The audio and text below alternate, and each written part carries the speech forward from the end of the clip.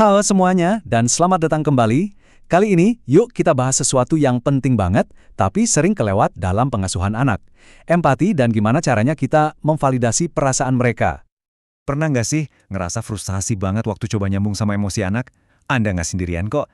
Banyak banget orang tua yang pusing waktu anaknya tantrum, sedih, atau marah, dan bingung harus gimana.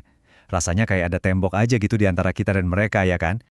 Nah, ternyata solusinya seringkali cuma satu. Validasi perasaan mereka. Ini kuncinya.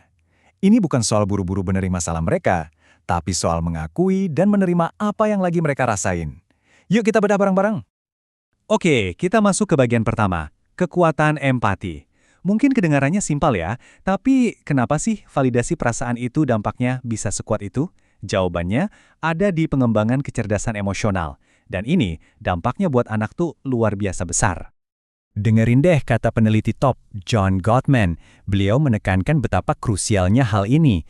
Jadi kecerdasan emosional tuh bukan sekedar punya ya bagus, enggak ya udah, bukan. Tapi ini benar-benar fondasi buat hidup yang sukses dan bahagia. Bahkan katanya bisa lebih penting dari IQ loh. Dan yang paling keren, manfaatnya itu nyata banget dan bisa diukur. Penelitiannya Gottman menunjukin kalau anak-anak yang perasaannya divalidasi, itu nggak cuma lebih sehat secara mental, tapi juga fisik, sosial, bahkan akademis.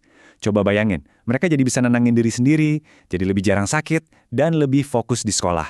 Keren banget kan? Oke, sekarang biar kita benar-benar paham seberapa pentingnya empati, coba deh kita lihat dari sisi sebaliknya. Apa yang terjadi kalau empati ini nggak ada? Wah, ternyata konsekuensinya bisa serius banget. Peneliti Simon Baron-Cohen bahkan punya istilah buat kondisi ekstrim ini, 0 derajat empati. Ini adalah kondisi di mana koneksi ke orang lain itu kayak putus total. Fokusnya cuma satu, ke diri sendiri, kebutuhan dan keinginan sendiri. Peringatan dari Baron-Cohen ini benar-benar dalam. Dia nunjukin kalau kebutuhan emosional anak diabaikan terus-menerus, empati mereka itu bisa terkikis. Mereka mulai hidup dalam mode aku yang nantinya bisa banget mengarah ke perilaku-perilaku yang merusak. Oke, kita udah bahas kenapa empati itu penting dan bahayanya kalau nggak ada. Tapi empati itu sebenarnya apa sih? Praktiknya gimana? Kita sering salah kaprah loh. Jadi biar gampang, yuk kita pakai analogi sederhana. Coba deh bayangin, Anda lagi curhat sama teman dekat. Bener-bener lagi kesel abis. Mungkin abis berantem hebat sama pasangan. Anda cerita panjang lebar ke teman Anda. Nah, jujur deh, apa yang sebenarnya Anda harapin dari dia? Apa Anda mau dia langsung kasih nasihat, atau malah menganalisis kepribadian Anda, atau coba benerin masalah Anda? Kayaknya enggak ya. Kebanyakan dari kita kan, cuma pengen didengerin. Pengen teman kita itu nunjukin kalau dia peduli, dan dia ngerti apa yang kita rasain. Itu aja. Nah, hal yang sama persis berlaku buat anak-anak kita. Mereka itu nggak butuh solusi instan. Yang mereka butuhkan itu koneksi. Nah, sekarang kita sampai di bagian yang paling ditunggu-tunggu, bagian praktisnya. Oke, teorinya udah ngerti. Terus gimana cara ngelakuinnya? Tenang, ini adalah proses yang bisa dipelajari. Dan untungnya ada panduan 4 langkah yang jelas banget buat kita ikuti. Prosesnya itu dimulai dari kesadaran. Gampang aja, perhatiin apa yang ditunjukin sama bahasa tubuh dan kata-kata mereka.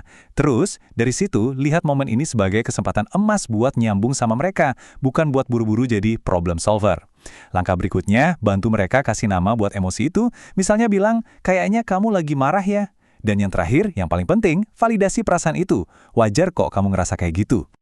Oke, sekarang kita akan bahas, mungkin ini kebingungan terbesar yang sering banget dialami orang tua. Dan ini wajar banget kok, yaitu gimana cara bedain antara menerima perasaan dengan menerima perilaku buruk. Ini dia nih pertanyaan utamanya. Kalau saya terima perasaan mereka, berarti saya harus terima juga dong perilaku buruknya. Banyak yang khawatir, kalau kita bilang, nggak apa-apa kok kamu marah, itu sama aja dengan bilang, nggak apa-apa kamu lempar-lempar mainan? Jawabannya, sama sekali nggak. Kuncinya cuma satu, pisahkan keduanya. Anda validasi emosinya, tapi tetap kasih batasan buat perilakunya. Jadi Anda bisa bilang, ibu ngerti kamu marah banget karena mainanmu direbut adik, tapi kita nggak boleh mukul. Kalimat ini ngajarin mereka satu hal yang super penting. Semua perasaan itu boleh dirasain, tapi nggak semua perilaku boleh dilakuin. Dan inilah hasil jangka panjangnya yang luar biasa. Kalau anak merasa nyambung dan diterima, mereka itu secara alami akan lebih gampang menerima bimbingan dan nilai-nilai dari Anda. Validasi emosional ini membangun fondasi kepercayaan yang kuat, yang mana itu adalah pelindung terbaik dari pengaruh-pengaruh negatif di masa depan. Jadi, setelah semua ini, pertanyaannya buat Anda sekarang adalah, apa satu perasaan yang bisa Anda validasi buat anak Anda hari ini juga? Mungkin pas anak Anda kecewa karena waktu mainnya udah habis, atau marah karena hal sepele. Coba deh, berhenti sejenak. Tatap matanya, sambungkan hati, dan validasi apa yang dia rasain. Anda mungkin bakal kaget sama hasilnya.